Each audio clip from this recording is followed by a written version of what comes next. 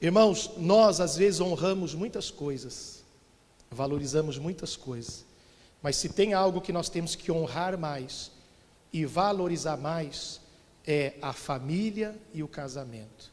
Nosso bem maior é a nossa salvação. Em primeiro lugar é a nossa salvação, porque Jesus disse que adianta ganhar o mundo inteiro e perder a tua alma. Primeira coisa, você tem que vir para a igreja, não é só vir aqui para prosperar, conquistar e receber bens. Não, você tem que vir aqui primeiro para ter certeza da salvação. Porque Jesus vai voltar e não adianta a gente conquistar tudo aqui, se Jesus voltar, a pessoa perder a salvação. Amém? Mas depois da salvação, a coisa mais importante da nossa vida é a nossa família. Quem ama a sua família? Mas a base de uma família, onde está a base de uma família? Está num casamento. Quando o casamento não vai bem, a família pode ter certeza que ela não vai bem. Que a Bíblia fala no Salmo 42, versículo 7, que um abismo chama outro abismo, uma coisa leva a outra. Então, se você não cuidar do teu casamento, honrar ele, como diz aqui, digno de honra entre todos, entre tudo. Você não deve honrar outra coisa acima do casamento e da família. Claro, o casamento para aquele que já é casado, e aquele que vai casar já tem que aprender isso. Então, não deve honrar outra coisa acima. Por exemplo, tem pessoas que honram mais o trabalho, a prosperidade, e deixam de lado a família. O que adianta ganhar todo o dinheiro, ter toda a conquista, se não tiver o amor no casamento, se não tiver atenção no casamento e, consequentemente, não tiver atenção na família? Aí a pessoa prospera, mas não desfruta com a família, e às vezes até perde. Porque quando a pessoa ela se dedica mais à vida financeira, às conquistas, e deixa para lá a família, não cuida dos seus, a Bíblia diz que negou a fé, e é pior que infiel. E aí é onde o diabo encontra brecha para quê? Para agir, para atuar. Se você ama a tua família, quer um casamento abençoado, uma família abençoada, cuida do teu matrimônio. Aqui está dizendo que ele tem que ser digno de honra entre tudo. Amém? Ele tem que ser valorizado acima de tudo. Então, se na sua vida a ordem, você tinha outros valores, outras ordens, né? Ah não, porque eu trabalho bastante, eu tenho 2, 3 empregos, que é para isso mesmo. Mas o que adianta ter tudo isso se não tiver uma família estruturada? Um casamento estruturado. Então, temos que seguir a ordem que Deus nos ensina aqui. A Bíblia é um manual de instrução. Se a gente quer ir bem em todas as áreas da nossa vida, nós temos que olhar para a palavra de Deus. Se você quer ir bem em sua família, no seu casamento, olhe o que a Bíblia está falando, não siga o que você acha, não siga o conselho que alguém falou para você. É um erro ficar dando ouvido a pessoas que não temem a Deus.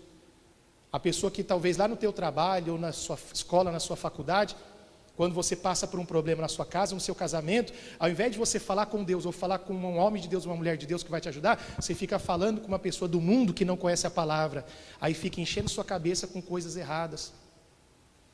Aí lá na escola, na faculdade, no trabalho, aí a moça fala para outra moça, a pessoa fala assim, que é uma expressão que se usa, né?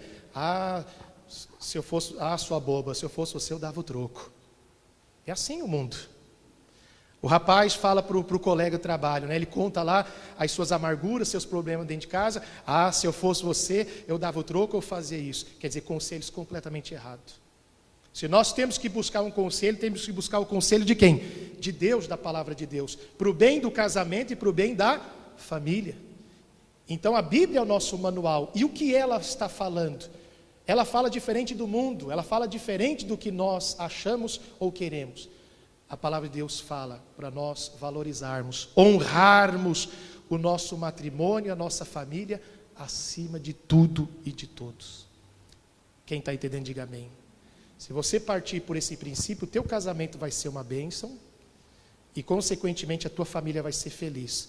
Porque um casamento desestruturado, um casamento destruído, família infeliz.